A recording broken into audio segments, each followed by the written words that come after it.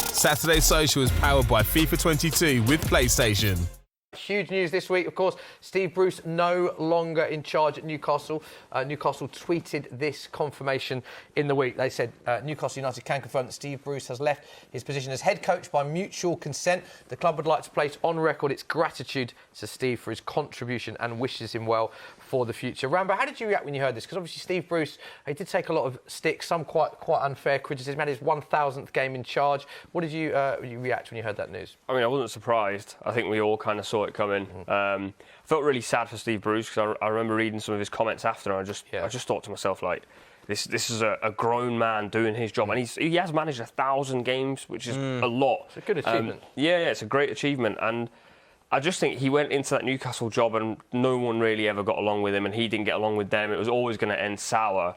It's just sad that now he's thinking of like packing it in because of what's happened at Newcastle, where I actually think he's probably he can go do another job, and I don't think he's done a bad job at Newcastle. He's kept Newcastle up where they've been in this sort of phase where they've had the two best players are constantly injured. They're constantly rotating players. He's had injury-prone players for the last season and a half, and he gets the job done. Obviously, it's not attractive football, but yeah. I don't know what you expect. I think that's the clash for Steve Bruce, isn't it? It's like off the field, he seems such a lovely guy, and some of those comments were really sad to read. Yeah. I'm sure we all read them as well. But on the field, there has been major issues for like Newcastle fans who watch the team probably more than any of us do. They just can't sit there and watch it. What did you think, Mark, when you saw this? Yeah, I mean, taking away the emotional thing, which I think Rambo's spot on, I wasn't surprised. I think that some reaction that he shouldn't be sacked because of the new owners was wide of the mark. He's got 3 points from, I think, 24. I think, regardless of the new owners, he should be sacked. He's not Bobby Robson, is he? So Bobby Robson, he's Steve Bruce. And as Rambo said, there's never been a great relationship with the Newcastle fans. He shouldn't get the abuse, but I think the sacking...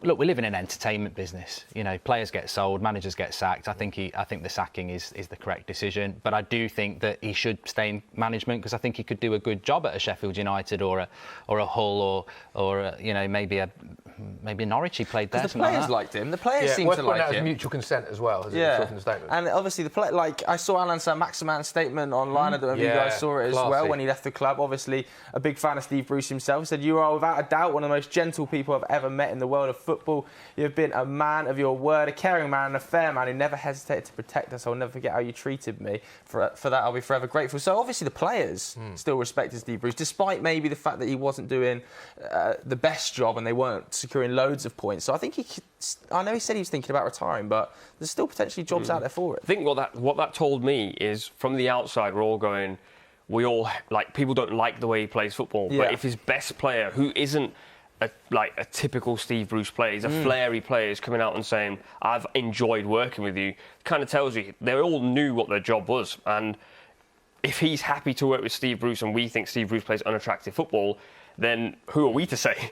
He is a character that he wears a branded headband, he does whatever he wants on the pitch, he's flary, he's enjoyable to watch, and he's turning around and saying that manager everyone thinks is boring actually makes me pull out the vibes. So I don't know. I think with Steve Bruce, like Mark said, I agree.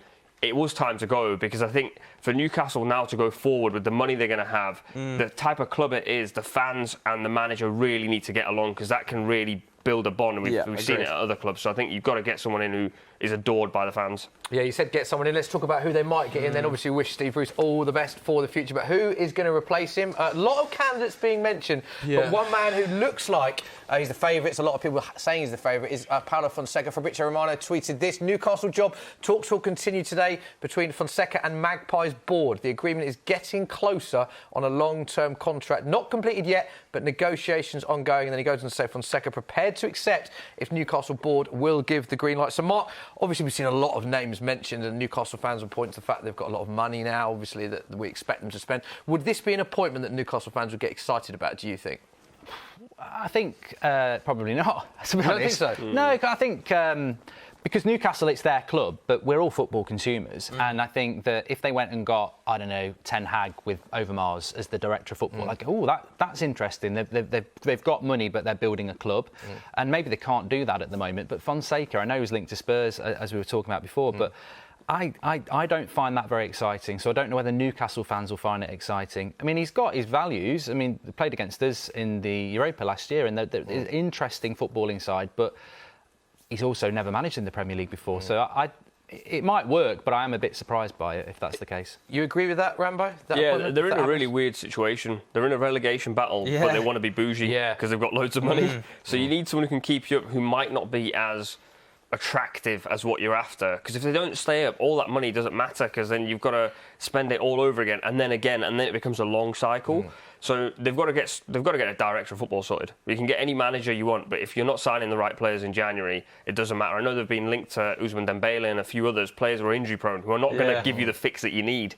I think in this situation, if I'm sat there as a Newcastle fan, I'm thinking we just got 300 million, or however much it is, pumped into the club. I want someone who's going to get me off my seat, and then Fonseca's linked, I'm a bit like, I kind of want to It's an interesting point you make there, though, because they're obviously in a relegation battle, but also they've got a lot of money to spend. So do you think they'll look at a short-term fix in order to keep them in the Premier League? Maybe a manager who's got that experience of getting teams, keeping teams in the Premier League, and then do it step by step, or are they going to go for a huge manager straight away? It's a tough problem you have is if you bring in Chris Wilder and he keeps you up, next season he's going to go, I can do more, and then what do you do? Yeah. I think what you need is like a figure that the fans like, that like the fans can get along with, but he's also got the grittiness to try and compete and understands where they are. They're like, whoever comes in can't start playing football out from the back, because Newcastle don't have the players for that right now. So they're going to have to continue with the style, but with a manager who is still popular with the fans.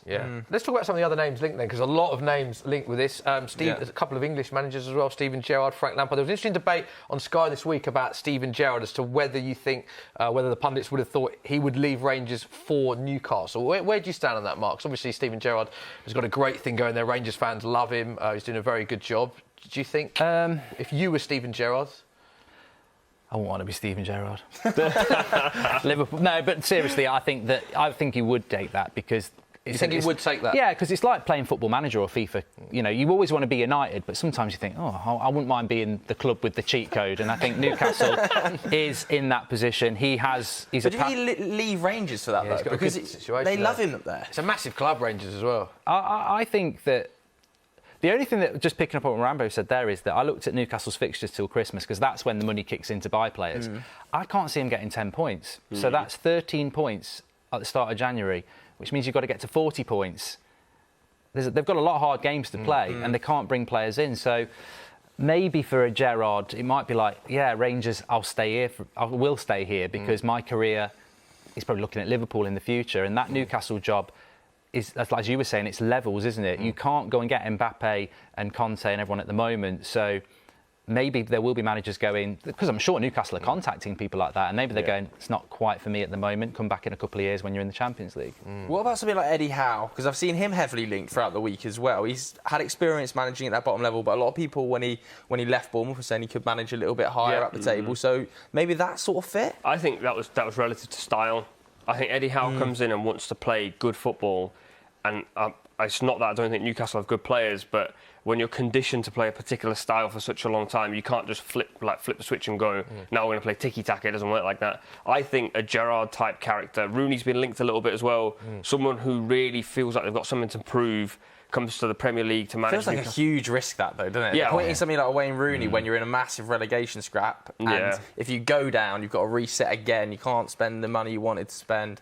I think that's a huge risk. But I think, so if I look at Gerrard, I think he's won what he wanted to win at Rangers, and they do love him, but Newcastle will also love him, and that's kind of the manager's cycle. Like, somewhere you'll be loved, somewhere you won't be loved. At some point, he's going to have to leave the Rangers job, and I don't believe that he'll leave Rangers and go straight to Liverpool. So there's got to be somewhere in between. And when you go from a club like Rangers, where the budget is small, to Newcastle, now where the budget's big, and you're dealing with bigger profiles, but you still need to compete and fight, I feel like that's a pretty nice transition. The problem is if they get relegated, then everyone's in trouble. It's a huge problem. OK, should we find out who you'd pick then? Obviously, it's an exciting job, isn't it? A host of top managers will be linked.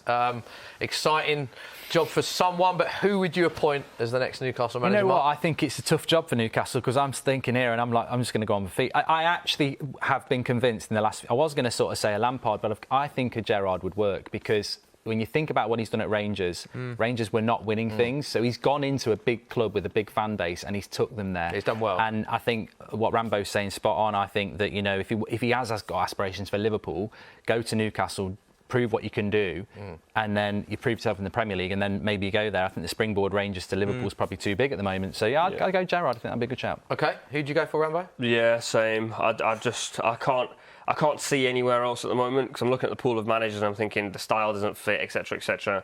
I look at that Rangers to Newcastle transition, and also Gerrard and the Rangers fans got along straight away, and I think Newcastle will be very similar in that sense. And if they get the fans on board, I don't actually think that club needs the best players straight away. They just need the fans, and they need that good feeling there, almost like what Ole Gunnar Solskjaer's done at United. And all of a sudden, it starts to like snowball. You get into January, you get a few points, you might be able to get a player here and there, and the next thing you know, you're exactly where you want to be.